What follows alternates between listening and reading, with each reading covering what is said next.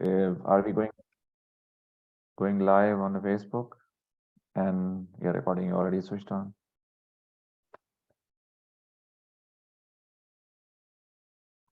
All right, so Yes, we can start. Is 1 p.m. Yes, all right.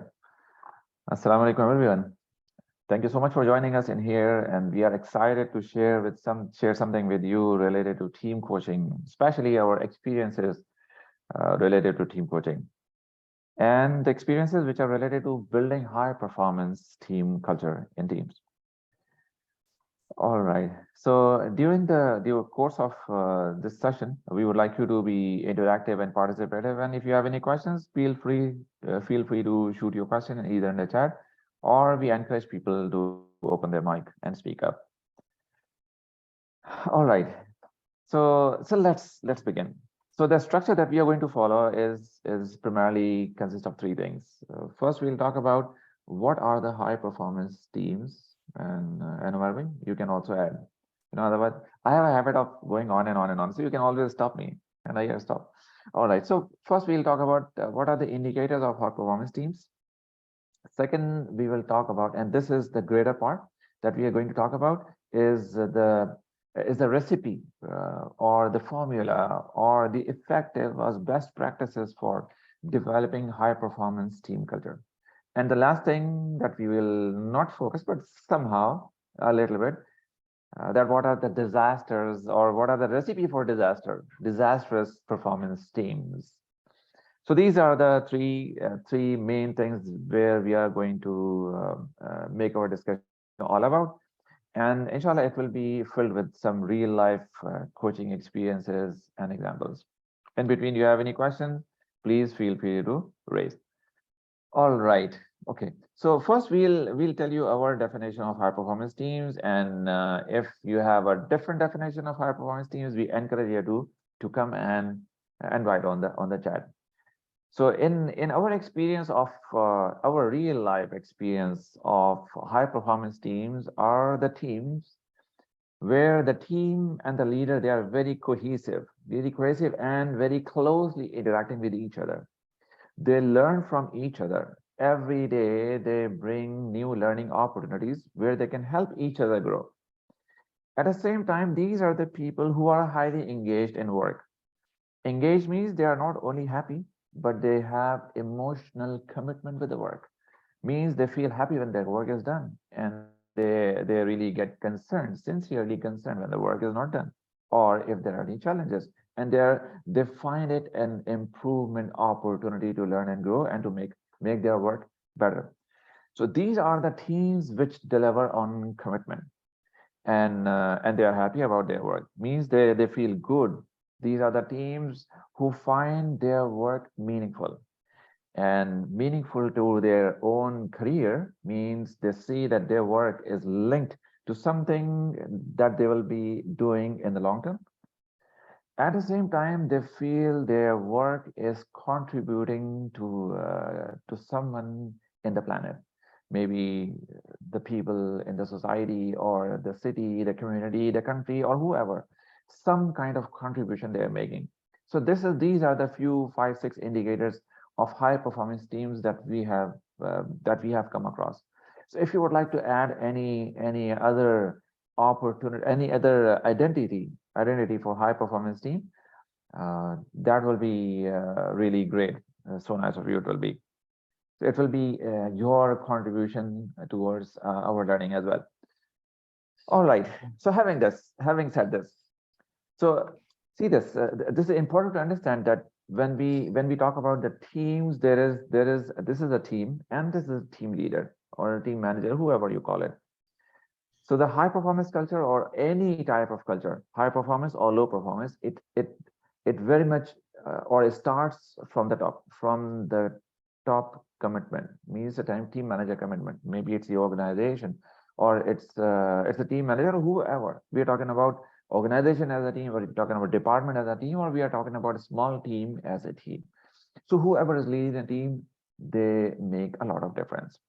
At the same time, we have also seen that each of the team members have the ability to push the team up or to pull them down. So each of them. So I'll tell you some interesting stories as well. So what happened in sometimes back, we happened to coach a team where we ran an interesting exercise called feed forward. So in this feed forward, there were some maybe 13 or 14 people in the room. And we ran this feed forward exercise where we distributed some small white slips, pieces of paper to everyone. And we asked everyone to give a suggestion to every other person to become an even better team member. So this suggestion has to be a very crisp, specific, doable action item. So the other person can really take it and do it. Means exercise that to become an even better team member. So what happened is, let's suppose there was a guy, his name is, let's say Muhammad. So out of this team of 12 or 13 people, around 8 people gave a feed forward to Muhammad. Muhammad, we would like you to be in time in meetings, because Muhammad was always used to come late. So I'm just using an imaginary name here. So now Muhammad, in his entire history of working in this company, had never heard this feedback or feed forward with by so many people. So then he started doing something different, and he started becoming better by arriving earlier in meetings, by doing some small little actions. For instance, leaving 10 minutes early from home, doing things a little earlier so that he could arrive in the meetings. Now the point over here that I wanted to make is the manager was good, and the team was suffering because one of the team members was not performing at his best or at his excellent level. So coming back to the point, how performance teams are led by good managers, but at the same time, team itself, they have a high level of trust.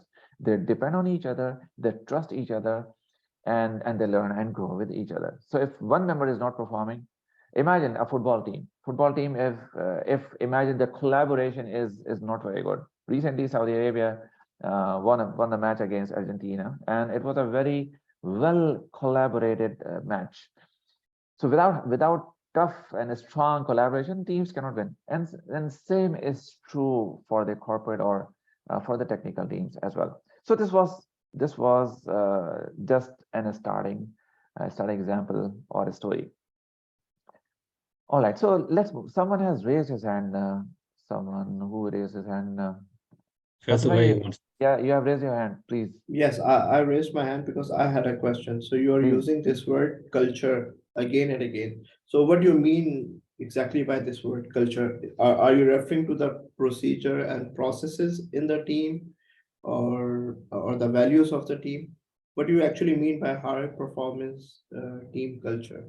Well, Okay, let me answer. Let me answer this please, briefly, and then you can add more. sure. So, I think a team culture is what uh, team members or the people in the team do when they're not being watched by anyone. So, I Mm. think that's a summary of what I wanted to say. So, wherever you can add more to this. Mm.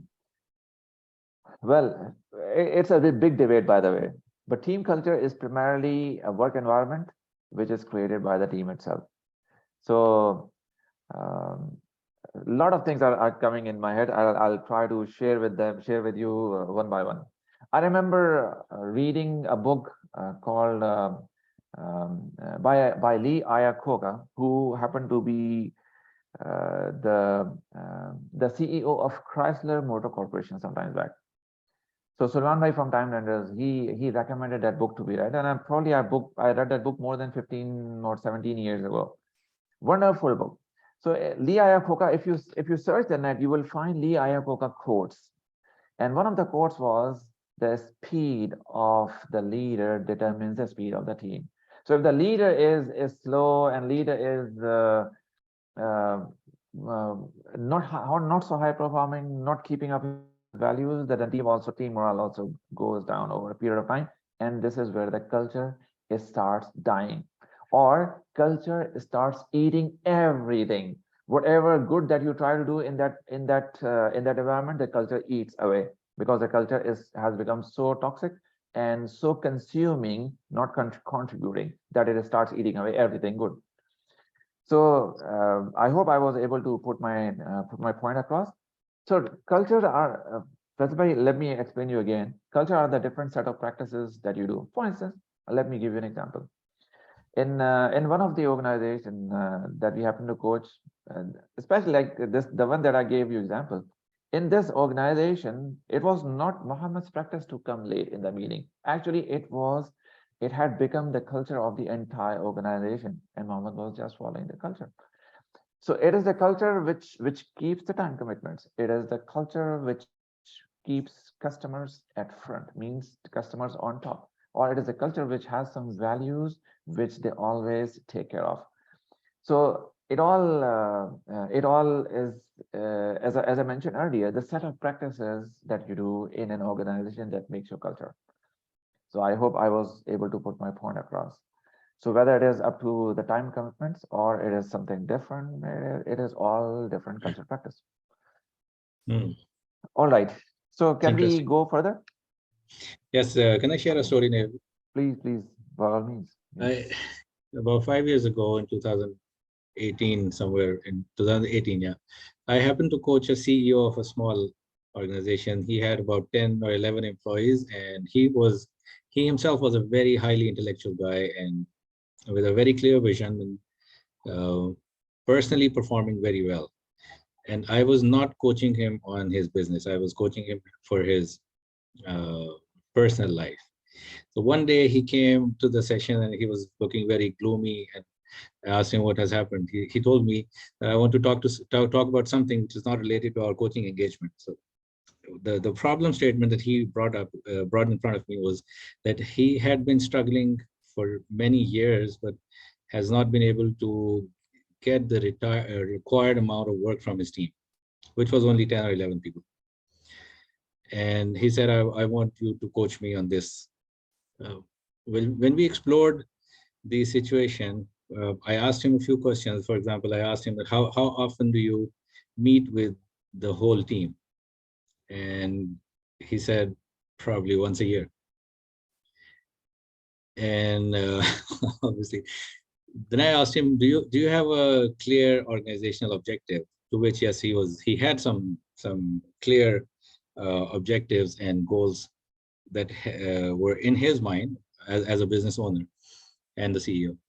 And then I asked him, does your team know that uh, these are the goals or objectives of your organization? So he was clueless. He said, I don't know if they don't know it or not. So then we came up with some activities, some action items on his part. The first thing he changed was he started meeting his team more. I mean, not on a more regular basis. He started having a weekly all hands on deck meeting, because they were all in one place. And so with the improved communication, he had the opportunity to bring his team on board on board with him while pursuing the organizational objectives.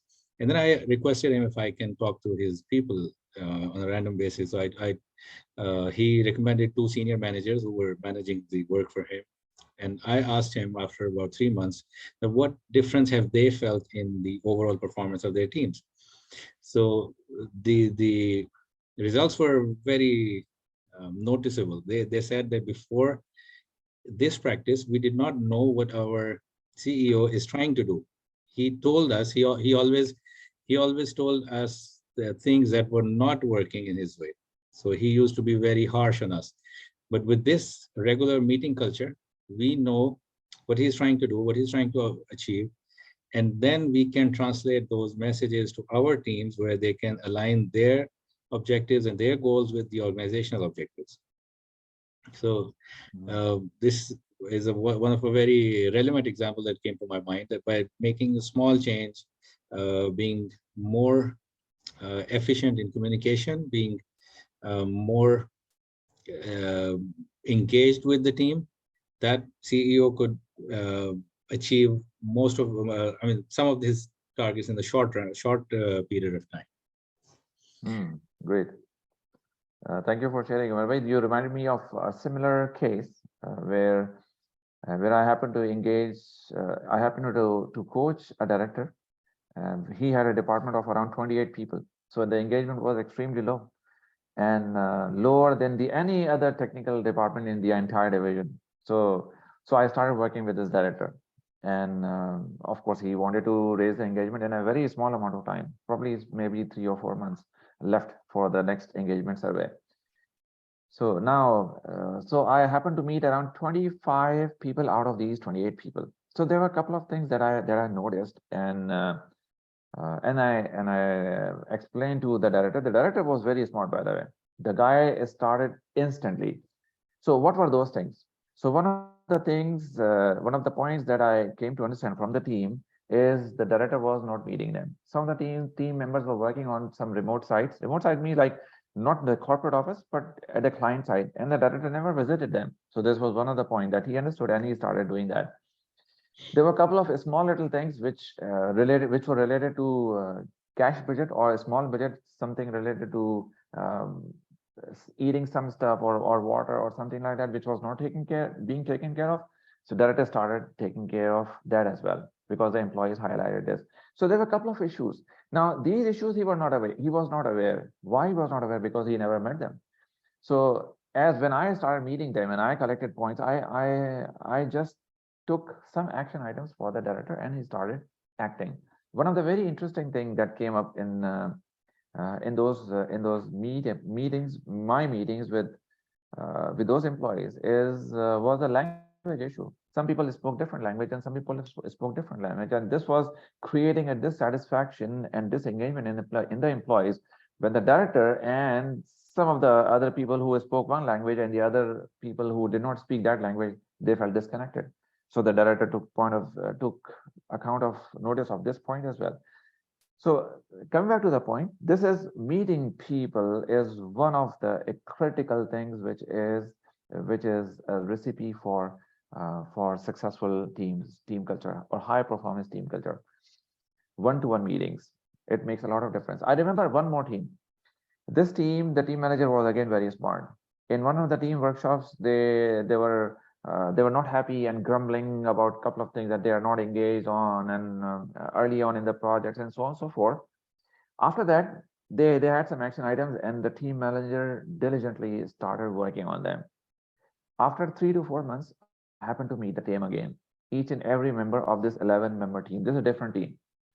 So one of the interesting things that I came to understand, and because of this, the level of engagement in the entire team was very high, was that they mentioned clearly, separately, in fact, that each of these guys, by the team manager asked each of these 11 people to have something in their goals which is not related to work, something on their personal development plan.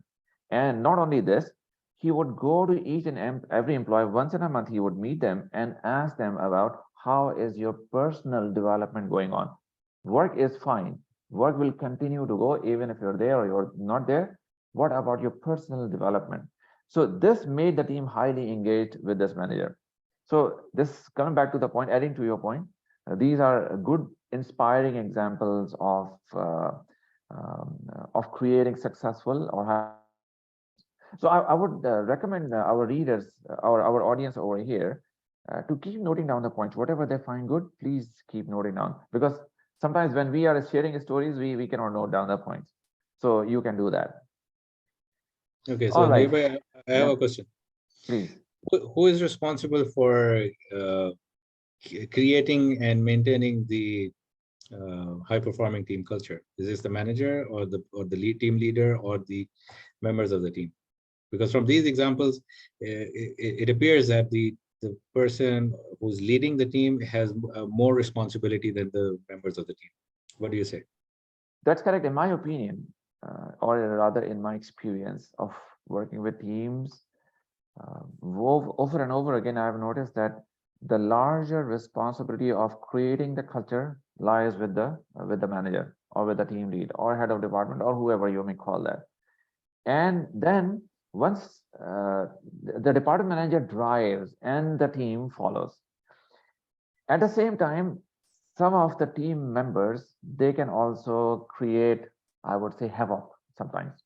Probably it's a very superlative degree, but they can also bring down the culture of the team. I'll give you some examples. For instance, the example that I gave you in the beginning, where 12 or 13 people of the team gave feed forward to one guy, one single person, about coming in time, attending meetings or time. So now this single person, this person alone was destroying the team culture because he was creating frustration to everyone, right?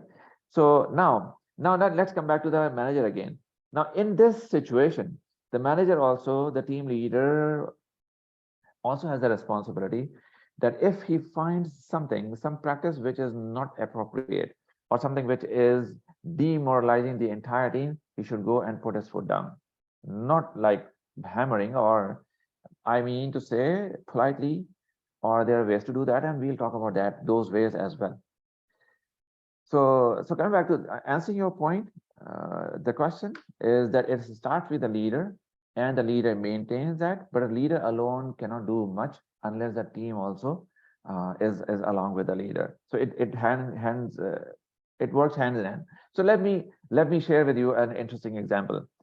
Now, let's suppose, although we are not in a live workshop, we are in an online workshop, but we do sometimes just exercise in live workshops where we have audience. So what I did many times is that I took one guy, can anyone volunteer? And some guy volunteers. Okay, can you please sit in front of me on a chair? So the guy is sitting in front of me in a chair. Then what I do is I ask him to hold my hand, and he holds my hand. And then I tell him that I'll try to lift you from the chair, but don't do anything, don't put any efforts. I'll try to lift you using my full force. So I try to do that. And I cannot with my one hand in hand, I cannot just make the other person stand up straight from the chair. I cannot do that. Now I tell the other person, let's try another time. This time you also use you put some effort to get up from the chair. And the person does that. And of course, I can easily, I give a little force or a little pull, and the person gives a little push, and the guy is standing right straight. Now, coming back to the point, only the manager cannot do, only the team member cannot do, right? So it works hand in hand, both together. So did I make my point clear? Manager can do something, but the team also has to do something. So is it necessary if a manager is not doing something, the team will not have a good culture or a productive culture?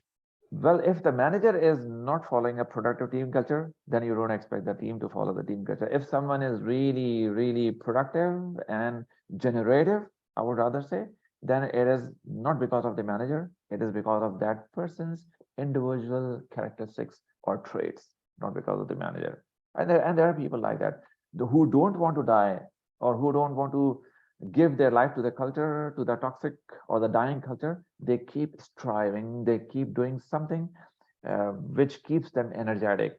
So you will find people here and there like this always. All right, so let's move on. Now, let's go to the recipe for high performance team culture. So one of the things that leaders must know is to how to coach people, how to coach their teams, because coaching is a leadership behavior. And if people can coach their teams, they can inspire their teams, they can know their teams better, they can motivate their teams. See, there are two ways to make the teams work. So imagine this is team A and this is team B, right? Now, both of the teams, they are responsible for creating a product. So imagine this is the outcome over here, a product, and this team also has an outcome over here, which is a product. Now, if the manager, imagine the manager of this team, this guy, he focuses entirely on the product. So what he does, he pushes the team and he instructs the team, guys, this is how I know can be done. Just go and do it. So the team does it. And in that he sometimes he beats the team, or sometimes be tough, and so on and so forth. Ultimately, the product gets done because this is what he wanted. Excuse me. Now let's come to this manager. Now this manager was focusing on the people. Of course, the product is the outcome, but he wanted to focus on the people. He wanted to develop people. So the product gets done anyway. But in this process, the people also got developed. But in this process, the people were not developed, right? So coming back to the point, manager has to be a leader, and coaching is a leadership behavior. So why did I bring this example? Is because I would like you to read a book if possible. Care and growth model by Etsko Skutima. Fasma, if you can type in the chat box, care and growth model by Etsko Skutima. It's a South African person that I happened to meet with and attend his workshop. So he came up with this example. The guy's leadership is all about developing people. Leadership is not about getting things done. No. So coming back to the point, how do you do that? How do you develop people? Not not getting things done only, but developing people at the same time. You coach people, you inspire them by your communication, you create an urge in them so that they do the actions by themselves. Now coming back to the same example, now in this team where the manager was a dictator, he was asking team to do and the team was doing, right? But this guy was a different person. He was rather coaching people, inspiring people. All right, for instance, he would go to his people, and I have seen this kind of manager as well. He would go to his people and tell his people clearly that, guys, you are the expert in this area. Although the manager knew, but he said, you are the expert in this area. We need to do this job. Imagine the same thing. We need to do this job. Tell me, let's brainstorm what could be the best possible way to do this job. And I am one of the poorest guys to generate ideas. And he would say about himself. And the team would start brainstorming because the team would feel so much included by the manager. And the team started generating ideas. And of course, ultimately, it is the team who does the job, not the manager, right? And the team, since the idea is from their side, the action is from them, the buy-in is higher, and they do it. They do it by themselves. So this is one of the inspiring managers that I happen to see, that I happen to come across. I happen to coach some of the team managers and some of the team members of this team as well, and up to a certain extent, the manager as well. So the guy was brilliant. The interesting part is that many of his team members got very high offers from outside, but they did not leave the team because they left their manager. So you might have heard about this, that people don't leave their companies, they leave their managers. All right. So what was the point that we are talking about? Coaching the people means being ability to coach people and inspire people. How do you coach them? You don't instruct them, but you ask them questions. You ask them questions that put them in a reflective inquiry process. And in that reflective inquiry process, the person asks himself or herself a question. What do I do? What do I want? What is the need of the time? And so on and so forth. And what are the different ways of doing that? So this way you can create an urge in people and they do it by themselves. So remember you came up with an example where people were not taking the responsibility. One of the cultural challenges everywhere is that people don't take responsibility. It was not only with your manager, it is a story of every other manager that his team is not taking the responsibility. So what he expects from his team, they don't do it. Why they don't do it? Because the manager is a dictator, or he has been doing or asking them to do specifically what they need to do, right? So this was one of the things that managers need to be coaching their teams. All right, so Mhm. let's move on. Yeah, someone had a question. I could hear some mic. All right, let's move on. So the second thing that I would like to talk about is communication and over communication. Not only communication, but over communication. What is over communication? Over communication does not mean that you say something over and over again. I would like you to note this down. The point that I'm going to tell you. This point has been I don't say coined, but it has been popularized by Patrick Lencioni. Patrick Lencioni is one of the famous contemporary authors. He writes for the corporates, and he has written many books, probably 12 or 13 books. One of the books which is very famous is Five Dysfunctions of a Team. So coming back to the point, Patrick Lencioni, and you can follow him on YouTube. He has got lots of videos on YouTube. And when he speaks with a lot of passion and energy. Now, Patrick Lencioni came up with this term called over communicating. So what he says, over communicating does not mean that you say people something over and over again. Over communicating means you speak to people in such a way that they're reminded of their vision, their values every time you do it, every time you talk about them. But at the same time, they are inspired. At the same time, they know what is your next move, because people tend to be reminded. I would like you to write this. People tend to be reminded more often than they need to be instructed. This quote was given by Samuel Johnson, probably some 300 years ago in the United States. He used to be a teacher and a scholar. So people, I will repeat, people need to be reminded more often than they need to be instructed. So this phrase was revived by Patrick Lencioni in many of his corporate meetups and workshops. So coming back to the point, what was the point originally? Over communicating. Over communicating does not mean that you say that same thing over and over again. You inspire people. You speak about your values. You practice your values, and you energize people. Now, let me tell you a story here.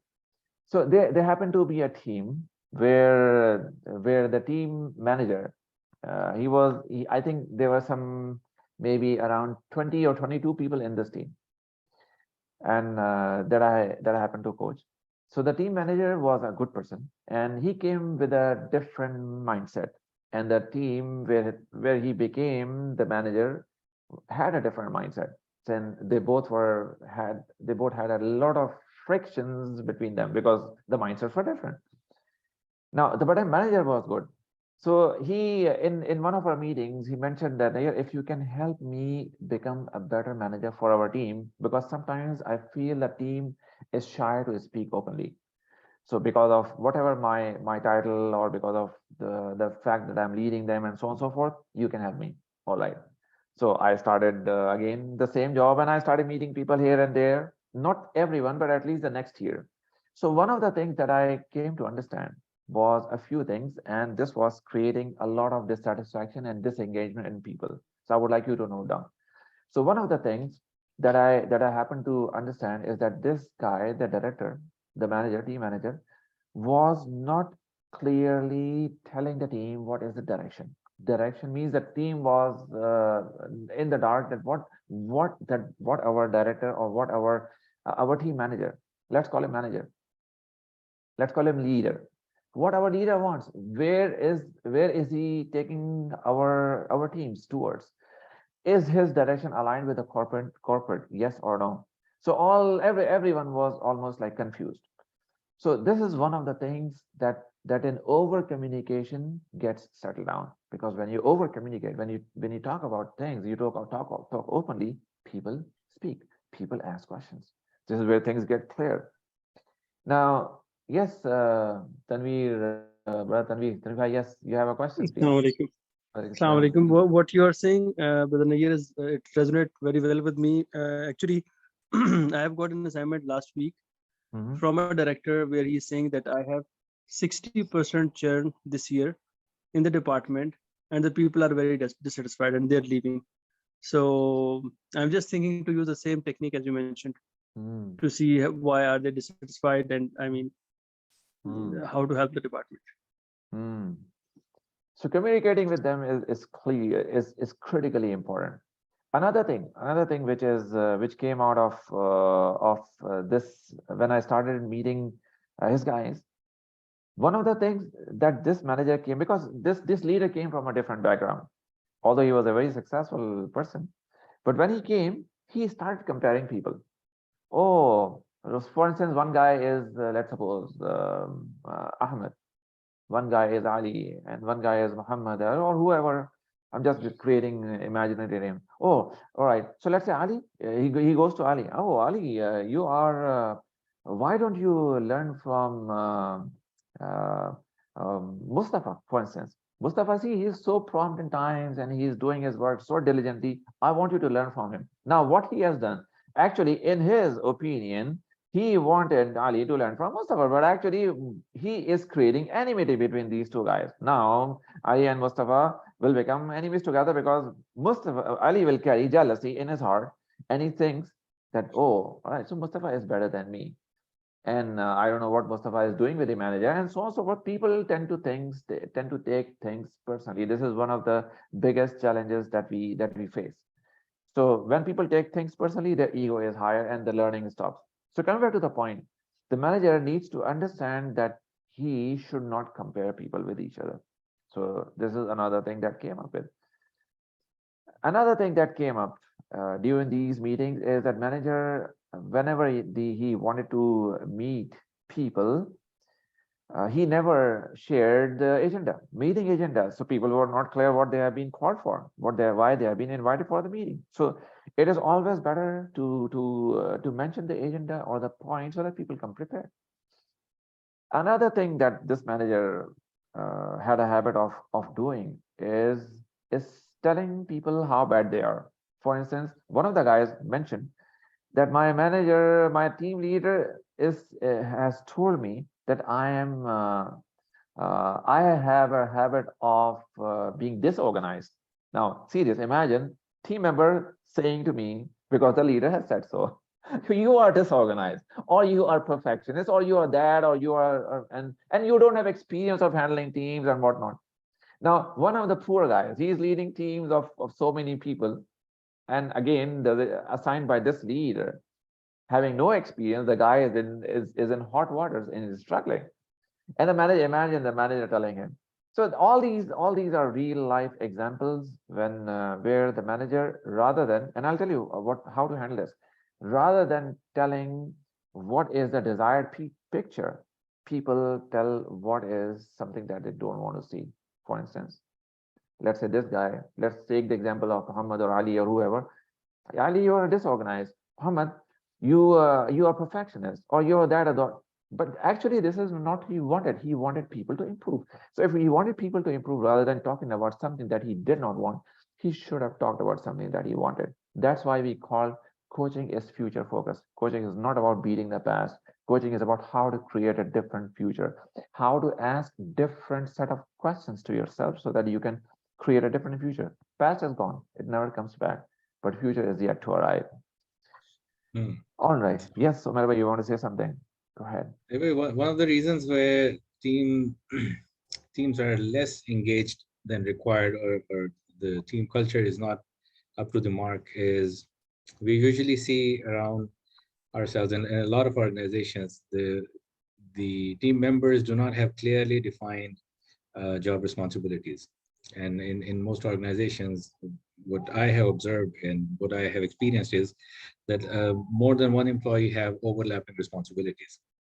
A very interesting example I wanted to share here is that when I was working in Riyadh, I was managing a large team basically, and a large department. So we had two drivers who would pick up certain employees from different areas of the city and bring them to the office. And I noticed that one day, none of the employees who were traveling with them were in office on time. And it was a very interesting situation. So what happened is my findings were that those two guys, they did not have clear responsibilities. So it ended up that both the cars were running on the same route, picking up the same employees in the morning. Oh, So interesting. it happens in a lot of organizations where people do not know, or even if they have written down job descriptions, they're not they are not performing those tasks, and they are willfully or unwillingly pulled into other tasks that are not that do not resonate with their job descriptions. So that's one of the basic or a primary reason where team engagement is low, and thus the culture is not up to the mark. By making some small adjustments to the engagement models where everybody knows what they're required to do and everybody has set defined KPIs which resonate with the organizational culture and organizational goals, this can be easily overcome. Great. Thank you for sharing this example. Let's move on. Let's move forward. So coming back to the culture of high performance. Now see this. High performance, in the initial, when we started the session today, we talked about a couple of indicators related to high performance teams. And one of the indicators was ability to deliver in time. or deliver as committed. So how do you reach this thing where you are able to deliver in time? You're able to deliver in time only when you're focused on few things rather than focusing on an array of or dispersed array of so many things, all important and all urgent. So this is one of the capabilities or one of the characteristics of this team is that they're able to focus on a few things. So I would like to give you an example, a real life example. So there was a startup, and I happened to meet one of the guys from that startup. So I would not like to name the startup because it may indicate uh, or may help you identify the person. So I'll like to be anonymous over here. So now this guy, he mentioned in that startup, and mashallah, the startup was successful one. So he said one of the reasons we were able to deliver in that startup is because we focused on a few things. So people will bring a lot of ideas, including the startup owner. They would come up with a lot of ideas. Let's do that and let's do this and whatnot. And there was a guy in the middle who was actually leading that startup. He did not own the startup, but he was managing the startup. So the guy was in the middle, the owner was here, the guy was in the middle, and the guy that I spoke to was over here. Now, so the guy in the middle was very wise guy. So whenever the owner would jump with any new ideas, he would say, no, we are not going to do that. No, no, he continuously on and on, he used to say no, because he said we need to work very specific on few things which are critical. Let our app be successful first, then we will expand it further, but not at this stage. For us, the critical requirement is to get the bugs off and to make the app running. The app becomes so reliable that people recommend the app, and then once it starts getting recommended, rating is better, then we can add more features, but not now. So now come back to the point. What is the point that you want to discuss over here? Ability to say no. Ability to say no to many things means a lot of things that get you distracted, including your mobile phone, by the way. And mobile phone is the least thing which makes you distracted, because the most in powerful distraction is not having a clear sense of direction and sense of doable action items to focus on. That is the number one problem of getting distracted. Why people get distracted? Because they don't have any clarity in their head. Then only the mobile phone comes in forward and takes their attention away. Coming back to the point, learning to say no is critically important, because that increases your ability to focus on few important things. Or I would rather rephrase that increases your ability to focus the important few, not the so many. All right. So if anyone would like to share anything, any questions so far?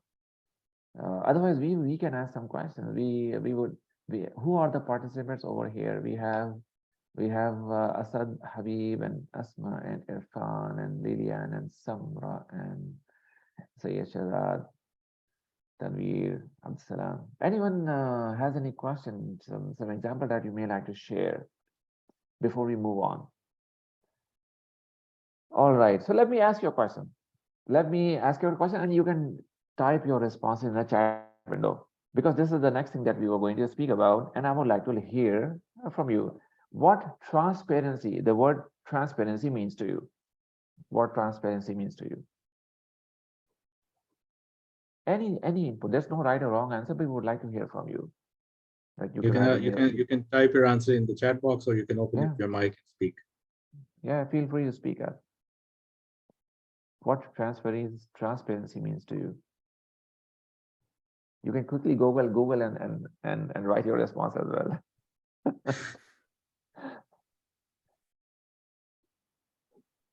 All right. Anyone? So let me otherwise ask the audience. Okay. So Asad Habib, if you would like to share your idea of transparency, or Asma, or Irfan, or Lilian, Samra. We have got so many participants here. Sayed Shazad. Anyone would like to write anything, share anything about transparency? All right, that's very interesting to see no responses. All Hi, this right. is Khan. Yes. Yes, please. Thank you so much for coming Transparency, up.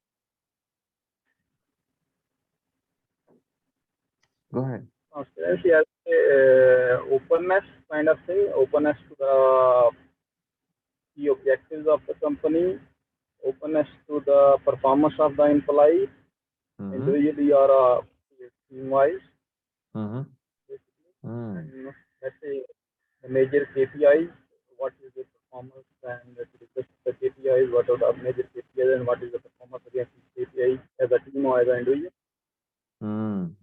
All right. Thank you so much for sharing this. And we sincerely appreciate that you open your mic and spoke up. Yes, transparency is being clear. We have Transparency is not hiding the information. Yeah, we have go ahead. some in the chat. Asad Habib says being honest and not taking money out of the organization is transparency. All right. Okay. So this is honesty. Let us explain you with some examples over here. So, and this is the beauty of human being. Allah subhanahu wa ta'ala has created everyone differently. So different people have different meanings of transparency, or different people understand transparency differently. So one of the teams that I happen to work with, they said our manager is not transparent. I thought, all right, tell me what transparency means to you.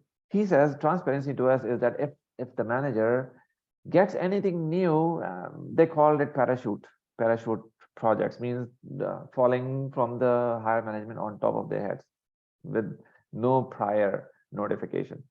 So whenever the manager gets something new, we want our manager, our leader, to sit with us, to plan with us, so that we can do this together. So what happens instead is the leader arrives and he says, we need to do this, and you need to do this, and we need to roll out this in production by this date. Now, from where did this line arrive? From the leader. From where did the leader got this deadline? From the client.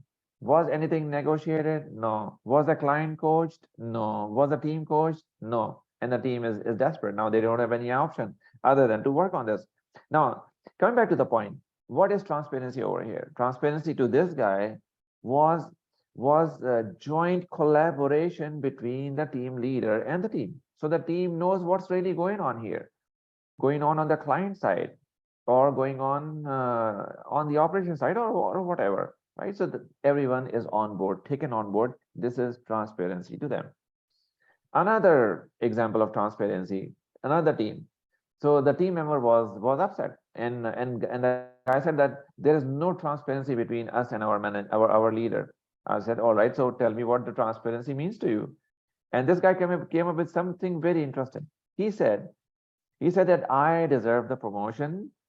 I've been working here for so long. I have got excellent in my history and so on and so forth. But when the actual time for promotion arrived, someone else was given the promotion, not me. I want to understand what was the leader's criteria to promote the other person and not me. This criteria has never been clear to us. Now, this is another way of transparency, right? So coming back to the point, transparency can mean different to different people, but in general, transparency means openness and clarity of actions. Whatever that's being done, it is clear for people to understand and follow. Right. So I So hope I made my point clear. Yes. how does I mean, this sounds more like having better mutual trust and, so to say, respect among the team and with the team leader and among the team. So how does this mutual respect and trust contribute to a high performance team culture and through transparency? Well, if leader does whatever he says, this trust is built very fast. But if the leader does not walk the talk, then the trust is not built. So this is one of the things that I have noticed. Another thing is that leaders' ability to influence other people is high. By the word ability to influence does not mean that leader is charismatic or very handsome or something of this type. I mean to say that leader understands his people, inspires his people, not only understand, but inspires his people. And that is why he has influence on his people, positive influence. So people love to follow their leader, right? So in that case, the trust is higher. But if the leader is as such that people are not following or do not love to follow, but they do follow him, but out of fear, not out of their love and their willingness and want to follow, then the level of trust is low. I recommend a book called Five Dysfunctions of a Team by Patrick Lencioni, a wonderful book written in a form of a corporate story, Five Dysfunctions of a Team, and he talks about trust. If the trust level is low, then people they don't they want to they don't want to raise the conflicts because they tend to take things personally, and because of conflict, they cannot hold each other accountable, and because of they cannot hold each other accountable, they become indifferent to getting the results, and the entire department or the entire team is not able to achieve just because they don't have trust. So coming back to the point, let me give you a small indicator. If the people are afraid to speak to their leader, that means there is a severe deficit of trust that needs to be seriously taken care of. So Manavai, did I answer your question? Yes, that's one side of the picture, like All right. trust of the team in their manager or leader. Mhm. How does it work the otherwise? What if the Means manager or the team leader is doing everything right, and they're helping build a team culture which is more productive, which is a healthy team culture, so to say. Mhm. Mhm. But then in the team members, there are a few people who are not, by their actions, who prove that they're not trustworthy. So how does this flow in the other direction with that team, or how would that be related with the performance of the team? I'm just trying to understand your point. You mean to say that manager is fine, he's a good manager, but there are issues with the team members, right? Is this what you Or said? a certain team member? Or a certain team member. All right. Now in here, see that this is important to understand. The manager does not need to be a nice manager all the time. No, the manager sometimes need to take some hard steps, which may not be liked by people, but they are important to be taken to save the other team members or the morale of the remaining team. For instance, I'll give you an example. In one of the teams that I happen to coach, now in this team, there were 17 or 18 people, and one of the challenges is that two team members were extremely negative. Means they had a habit of gossiping. They had a habit of spreading bad or negative image about the company, about each other, and so on and so forth. Now, it's not easy it's not easy. I mean, it's not difficult to identify such people. So they were quickly identified.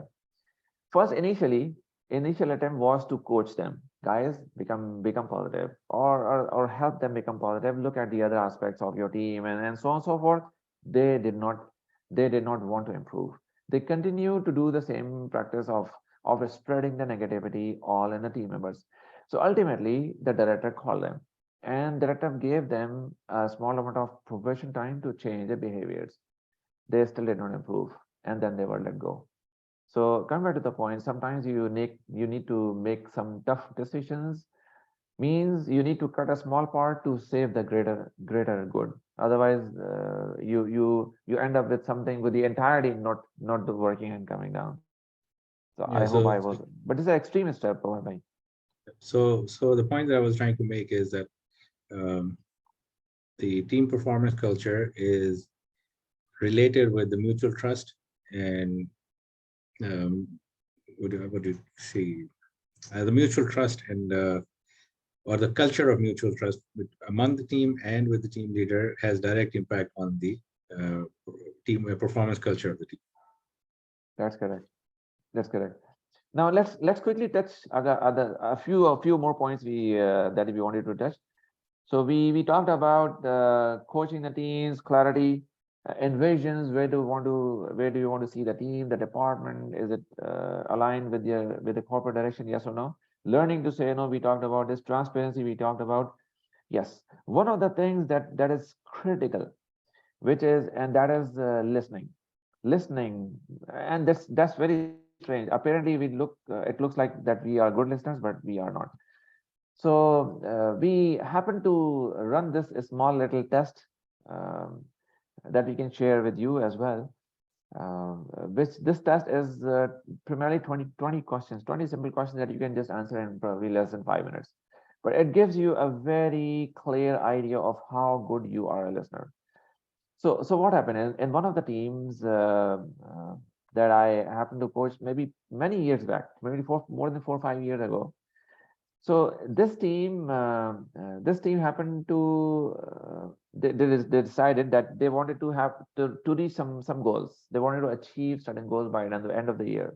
So I asked the team, guys, tell me, what are the 2 team behaviors that will help you reach your goal? Critical 2 team behaviors. The team came up with 10 or different 11 behaviors. Then I asked them again, guys, let's drill down to the 2 most critical. So one of the most critical was communication. And then I asked them again, what communication means to you? So then they came up with the idea that they need to listen better. I said, how do you do that? So they came up with 3 different things. They said the first and the foremost is that if someone is speaking, we are not going to cut the person in between. We'll let him or her finish. This is one thing. That means we'll not add up a sentence from our side or just run our guess. Let the other person speak completely. One. Second thing that they mention is that they will not use the phone, our phone, or not look at the phone while the other person is speaking. All right. What is the third thing? Third thing was the most interesting one. They said in order to understand the other person better, in order to listen to the other person better, we will ask some questions. So the other person also gets the feeling that he or she has been heard, and we also understand the subject more than before. All right. So they started working on these 3. I happened to meet the same team again 1 month later, and they said that we have been practicing and our level of communication has increased or improved significantly within our team. Initially, they rated themselves as 4. In just 1 month, by practicing these 3 actionable items, they were able to raise the level of communication within the team to 7 within just 1 month. So very small actions, but critically important and visible differences in the team, right? So listening is another important factor of high performance teams. By the way, we recommend our people to look out for Ron Westrom. Fasbhai, if you can share the link on the chat. Ron Westrom team culture. See what are the team culture of 3 different teams that he has mentioned, which are one. The first type of team is called he calls it pathological, power oriented. Means they cling to the information. No, it is my information. I cannot lose my control. I cannot give you the information, because if I gave you the information, I will lose control. So this is the first. The second one is called bureaucratic. Means this is very process oriented. You do this, I do this. You don't do this, I don't do this, and things like that. These are the organizations which are driven by clear roles and responsibilities, but they don't have a clear vision, because people, they go by their roles, they don't go by the corporate or the department or the team's vision. So this is the problem. But if on the other side, and let's go to the third one. The third one is, the first one is pathological, the second one is bureaucratic, and the third one is called generative culture, or this is called performance culture. So Ron Westrom has clearly indicated some indicators, 6 indicators of this type of team as well. So he shares that these are the ones which are where the information is it flows freely between people. They don't cling to the information. These are performance driven cultures. Now, coming back to the point, what I wanted to say is that in these cultures, the pointers are different. Means that their values are different, and their openness is different. So what is the point that we were talking about? Is they're open to learn from mistakes, and they have high ability to be resilient, and they generate new ideas, and they implement because they listen to each other. So nothing is worthless. Everything is worth looking into. Now, I believe we have covered almost well, a lot of things can be said, but I think we are now close to the end of the time. If anyone has any question, we can just quickly take up the question in next 1 minute before we close? Anyone can want to share anything? All right, before you leave, at least if you can share what was the key takeaway point that you are driving away with, that you're going away with, anything that you found useful, so that at least we'll know that this has been useful for you. Anything that you may like to share that you found useful, you can write in the chat. Nayyab bhai, I have learned over communication from a different aspect this time. All right, thank you, and I recommend that you go and read Patrick Lencioni and see how he talks about passionately he talks about over communication. So thank you so much for sharing this. Anyone may like to share further? All right, so I think we are done here. Thank you so much for joining us today in our corporate meetup. If you would like to get in touch with us, you can fill out the form and we can have a one-on-one call. We can discuss your challenges in detail and talk about them as well. And we run these meetups in English every other week. So that means we'll not be talking about corporate meetups. We'll not be conducting this corporate meetup the next Saturday, but the following Saturday, inshallah. So look forward to seeing you again. Jazakallah khair for all your presence. Subhanakallahumma wa bihamdika nashhadu an la ilaha illa anta nastaghfiruka wa natubu ilayk. Assalamu alaikum wa rahmatullahi wa barakatuh. Jazakallah. Assalamu alaikum. Wa alaikum assalam.